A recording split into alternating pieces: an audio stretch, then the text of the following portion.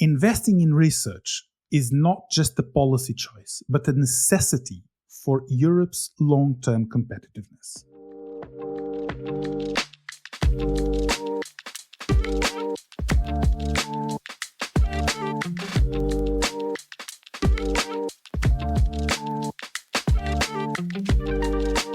Success is not in the result, but in the effort. As we celebrate hitting 1,000 subscribers to the Insider newsletter, thank you for your continued support as we grow steadily, bringing you the latest insights in EU research, technology and innovation.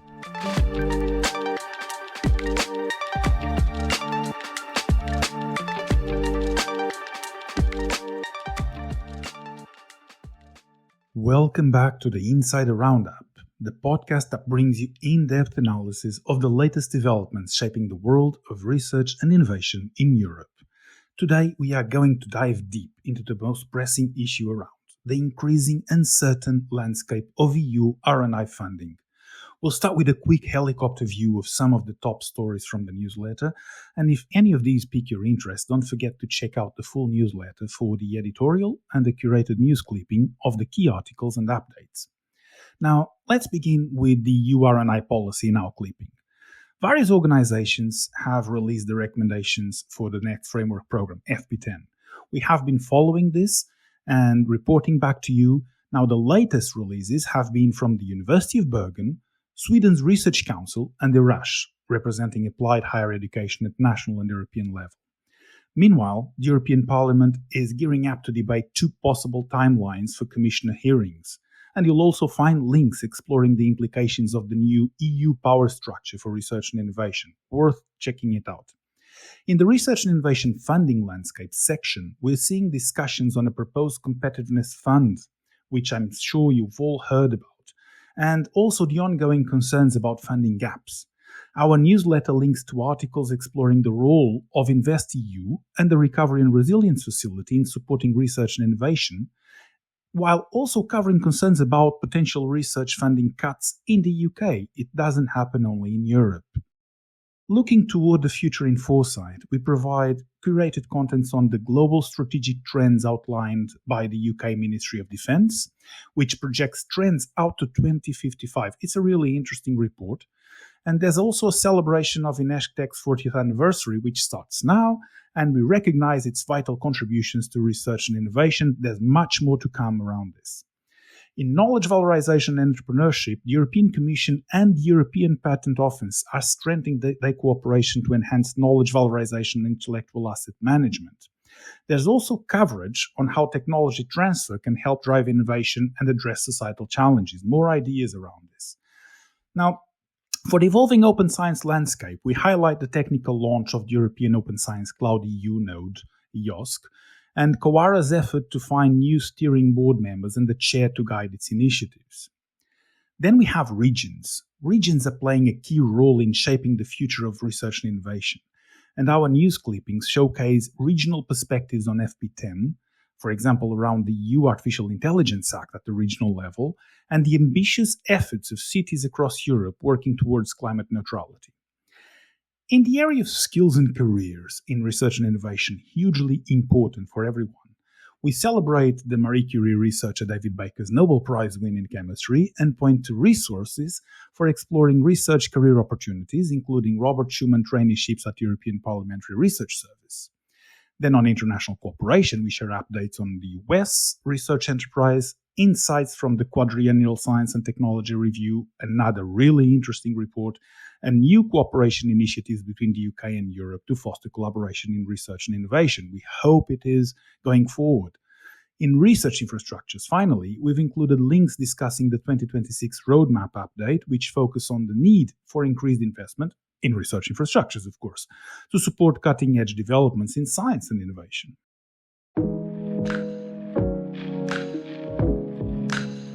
This week's editorial in the Insider newsletter, available for subscription on LinkedIn and on our website if you prefer to receive in your inbox, was written by Miguel Coupe Correia. He is a board member at INESC-ID in Lisbon and a distinguished professor in computer science at Technical.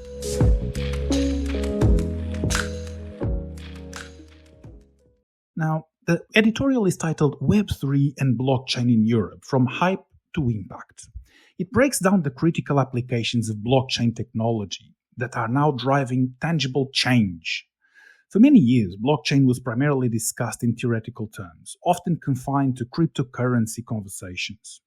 However, the recent advancements that have took place brought the technology into real-world applications with profound implications for governance, security, and economic structures. So, we will explore here three key blockchain applications: tokenization, decentralized identity, and virtual organizations. Then you can refer back to the editorial and our newsletter for further information. Now, tokenization represents the digitization of real-world assets, a trend that has started to revolutionize industries such as real estate. I have seen selling in Portugal houses with tokenization or through tokenization, supply chain logistics, and finance. Mainly these sectors have been impacted. We're seeing the initial stages of this transformation in sectors such as logistics, where blockchain is helping large companies like Maersk, BMW, Walmart, among others. They are streamlining and securing their supply chains through transparent, immutable record keeping, which is what the blockchain technology allows you to. Now, decentralized identity is the other application that we are describing here. Decentralized identity is poised to redefine how personal and institutional data is managed across industries. It provides self-sovereign identities that empower each individual and company to control their data without reliance on third parties. With the rise of data privacy regulations like GDPR, the need for secure, decentralized identity solutions is really, really urgent. Finally, virtual organizations. These are entities that run entirely on blockchain networks. They are reshaping the governance models.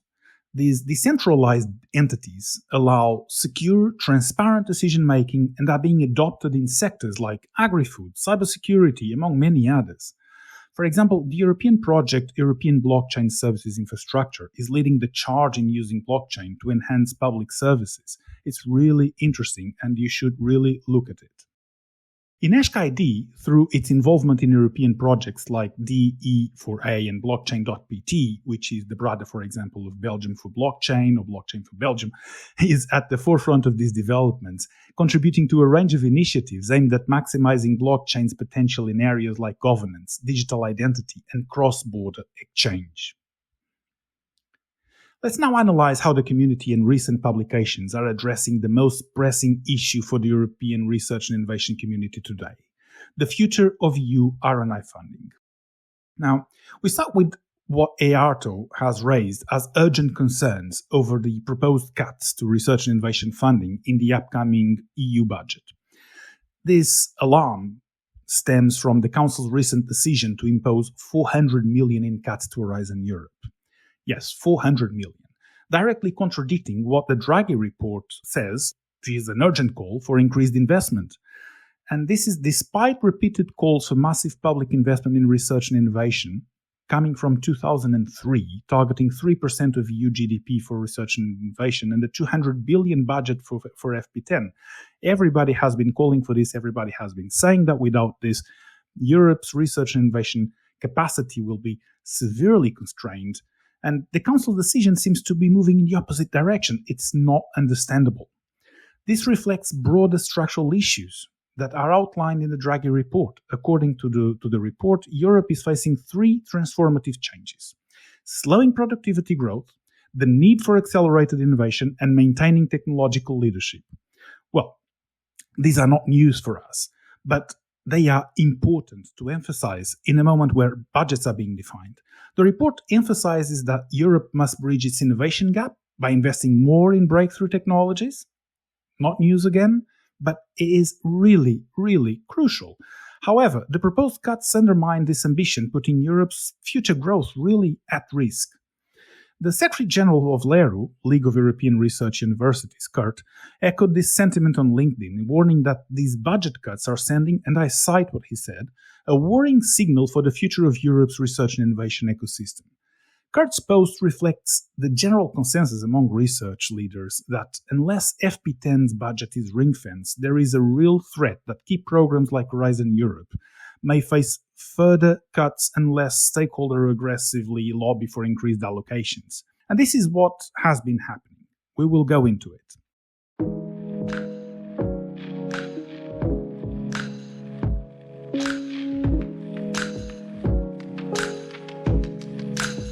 Before we dive deeper into the implications of these recommendations, let me give you a quick preview. We're not just talking numbers and policies, we're looking at the future of European research and innovation through the lens of the upcoming framework programme FP10. It's not just about budget cuts, it's about how strategic funding, collaboration and academic freedom can propel Europe into a global leadership role in science and technology. Tune in to our last episode, The Next Horizon, Key Debates on FP10, to hear what our experts predict. Who are at the heart of this research ecosystem?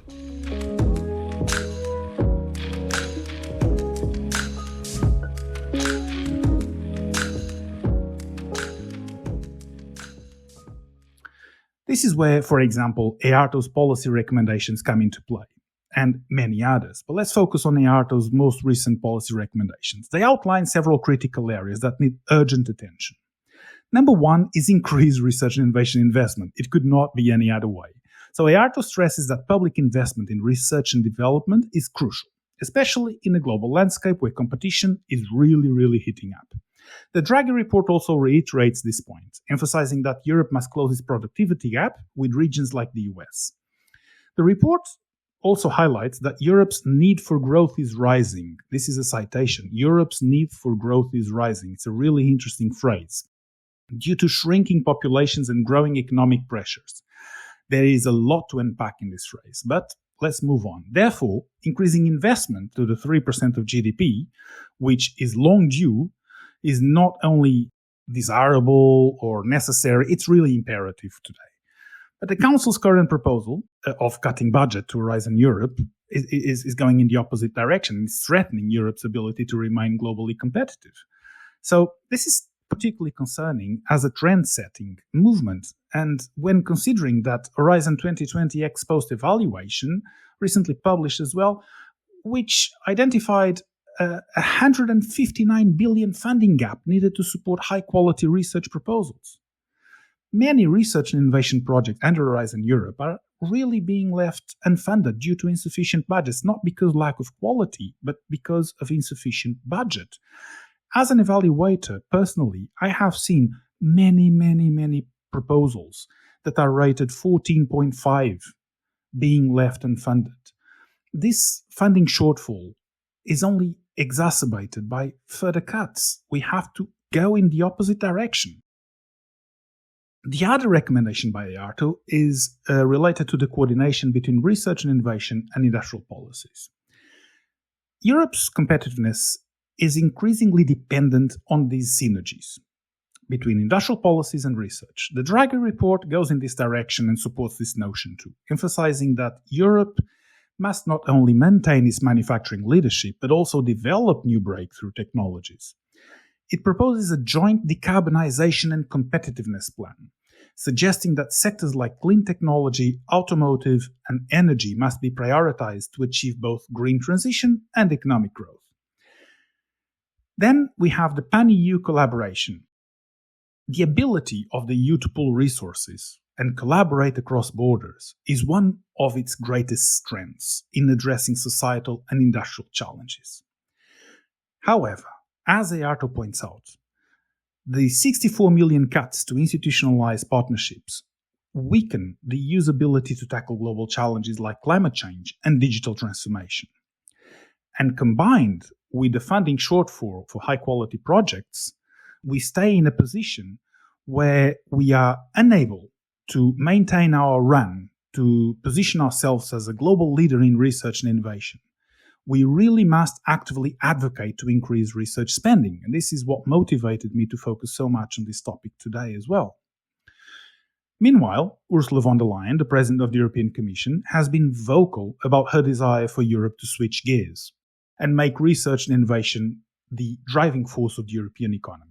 She highlighted the importance of CERN as an example of how European unity can fuel scientific breakthroughs, emphasizing that research and innovation must be at the heart of Europe's economy, again in her own words. Von der Leyen's vision aligns with the Draghi report's analysis, which says that Europe's future economic growth is based on its ability to innovate and increase productivity. Well, we know that, but the tension here lies in the political reality. Member states are already pushing for budget cuts, which could severely impact not only von der Leyen's ambitions, all of our ambitions. So this competitiveness fund has been also the focus of much discussion recently. We will come back to it when we have more detailed information. At the moment, everybody has a huge uncertainty on what it is. I know Kurt de Ketelaar from Leru has shared on LinkedIn some slides or images from slides that show how this would work in theory. Now, this is very early. We are in early stages of this process. What we need to make sure is that we have really a ring-fenced budget for research and innovation. But we also need to make sure that there will be simplification. We're going to make something different to get out of the place where we are at the moment, which is declining. So in parallel to all of this, the Research Matters campaign has mobilized the research and innovation community across Europe, truly. And this is part of a coordinated effort between academics, industry leaders, policymakers, all joining forces to push for an increase in the EU's research and innovation budget. They call for urgently for finance ministers and key European institutions to boost their investment in research and innovation and secure Europe's future competitiveness. Again, the key word. A recent joint statement signed by most, if not all, of the ERA stakeholders representing universities and life sciences research performing organizations emphasized the indispensable contributions of Marie Curie Actions to Europe's research ecosystem. Some numbers they shared: since its inception, it has supported 150,000 researchers, contributed to the funding of 12,500 organizations, and awarded 13,500 prestigious postdoctoral fellowships. However, even with these achievements, the Marie Curie Actions program faces funding constraints that could limit its impact moving forward. Then there was a joint statement released on September 17, which voices collective concern from research and innovation stakeholders about the omission of the Marie Curie Actions from some key policy discussions, including its absence from the Mario Draghi report and the mission letters of the proposed Executive Vice President for People, Skills and Preparedness.